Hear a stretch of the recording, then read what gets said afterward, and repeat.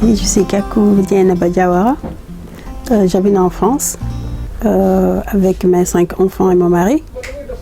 Je suis au Sénégal depuis 6 mois. C'était pour finir ce projet que j'ai fait avec l'Harmattan sur le livre Le coronavirus, un jour, une histoire. Pour dire la vérité, c'était pendant le premier confinement l'année dernière, en mars. Bon, j'étais à la maison, je n'avais rien à faire, pour dire la vérité, je m'ennuyais.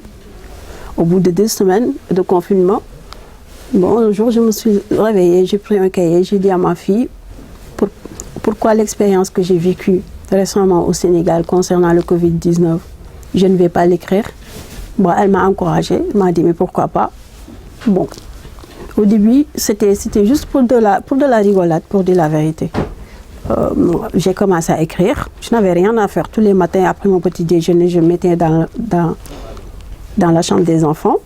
J'écrivais, je racontais l'histoire du rapatriement qu'on a fait à Dakar, parce que je faisais partie du premier vol de rapatriement qui est parti. Voilà, quand ils ont fermé les frontières, ça m'a trouvé ici. J'étais venue pour un problème familial et que finalement, pour la fermeture des aéroports et des frontières m'a trouvé au Sénégal. Je suis partie sur le premier vol. Bon, j'ai commencé à raconter ça. Au début, je ne croyais pas du tout. Je ne pensais même pas que la pandémie allait durer aussi longtemps, d'ailleurs. Parce que je me disais que ce que j'ai raconté, peut-être d'ici 6 mois, ça ne sera plus à jour. Et j'ai commencé à écrire.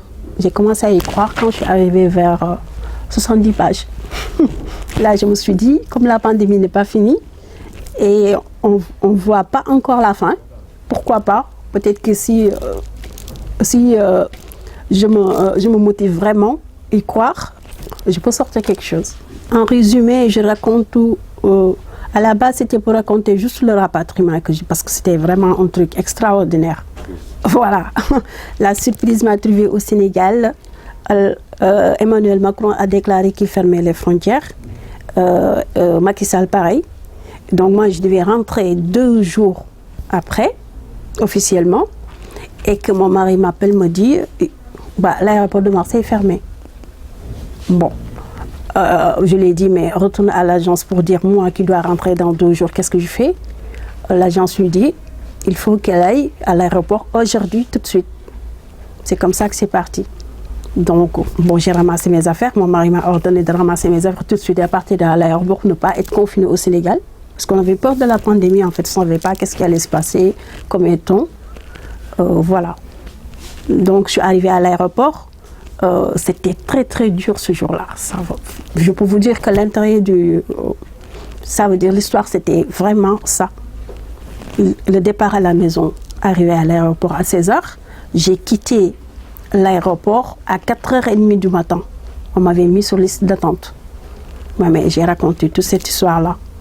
Bon, arrivé là-bas aussi, j'ai une autre surprise qui est que, comme l'aéroport de Marseille est fermé, on nous descend tous à Paris. Voilà, à Charles de Gaulle. Donc on est descendu à Paris. Je trouve un autre problème avec le confinement. Il n'y a plus de TGV que doit partir sur les grandes villes. Bon, on a quand même réussi à trouver un TGV ce jour-là.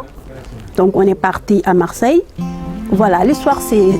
Voilà, en gros c'est ça.